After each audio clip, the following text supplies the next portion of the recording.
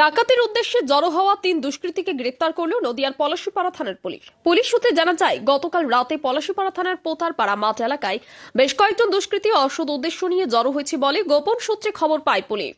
সেই মতো থানার টহলদারি পুলিশের বিশেষ একটি দল ঘটনাস্থলে গিয়ে এনামুল শেখ, আমিনুল হক ও গণেশ পাল নামের ৩ জন দুষ্কৃতীকে হাতে নাতে গ্রেপ্তার করে। এদের মধ্যে এনামুল শেখ থানারপাড়া থানা এলাকার বাসিন্দা, আমিনুল হক পার্শ্ববর্তী মুর্শিদাবাদ জেলার সালার থানা এলাকায় বসবাস করে এবং গণেশ পাল নাগাশিপাড়া থানার এলাকার বাসিন্দা। বাকি কয়েকজন দুষ্কৃতী পুলিশকে দেখে পালিয়ে যায়।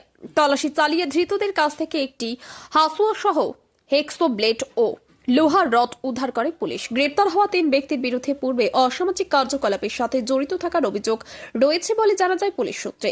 ৩ অভিযুক্তকে আজ তেহট্ট আদালতে পেশ করার পাশাপাশি গোটা বিষয়টির তদন্ত শুরু করেছে পলাশীপাড়া থানার পুলিশ।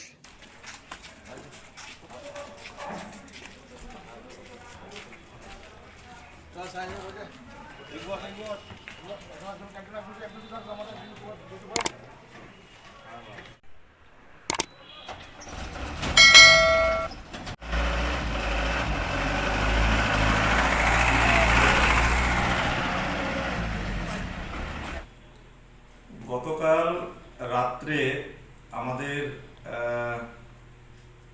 আরটি মোবাইল ভ্যান একটি গোপন সূত্র মারফত জানতে পায় যে কিছু লোকজন পোতারপাড়া মাঠের ওখানে জড়ো হয়েছে ডাকাতি করার উদ্দেশ্যে। কারণ আপনারা জানেন এখন শীতকাল চলছে এবং সেই সুযোগটাকে কাজে লাগানোর জন্য বিভিন্ন অসাধু ব্যক্তি এবং বিভিন্ন সাসপেক্টেড লোকজন এই ধরনের কাজের সঙ্গে যুক্ত থাকে।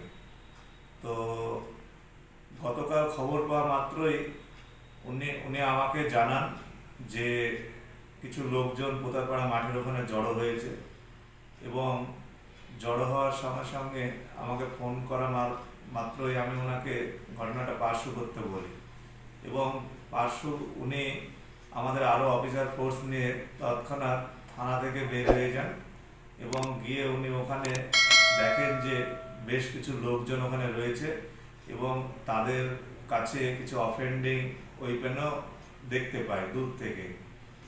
তো সঙ্গে সঙ্গে তাদেরকে পার্শ্ব করে তাদের ধরার চেষ্টা করা হলে সবাই পালিয়ে যায় এবং ৩ জনকে ধরতে পারে। ৩ জন হলো এনামুল শেখ, থানার অধীনে বাড়ি; আমিনুল হক, মুর্শিদাবাদের সালার থানার অধীনে বাড়ি; গণেশ পাল, নাকাশিপাড়া থানার অধীনে বাড়ি।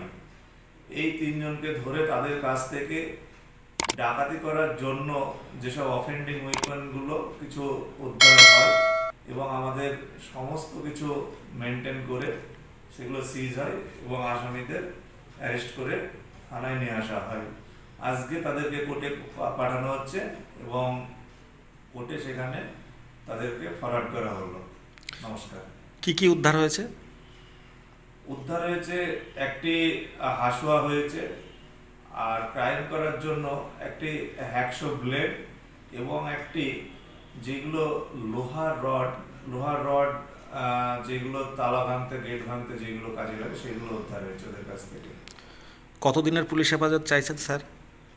পুলিশ হেফাজত আজকে ওদেরকে ফরওয়ার্ড করা হচ্ছে কোর্টে ফরওয়ার্ড হবে। পরবর্তী ক্ষেত্রে আমাদের তদন্ত চলছে, সেই তদন্ত অনুযায়ী প্রসেস করা হবে। হ্যাঁ, এদের বিভিন্ন কেস এদের সঙ্গে আছে, পুরনো কেস এদের, মানে আমরা দেখলাম কেস হিস্ট্রি, এদের প্রত্যেকেরই কোনো না কোনো কেসের সঙ্গে, চুরি কেস বা বিভিন্ন ধরনের কেসের সঙ্গে যুক্ত আছে। যদি এখনও আমাদের খবরের দর্পণ চ্যানেলটি সাবস্ক্রাইব না করে থাকেন তাহলে এখনই সাবস্ক্রাইব করুন, সঙ্গে বেল বাটনটি ক্লিক করুন আর পেয়ে যান সব খবরের দ্রুত ভিডিও আপডেট।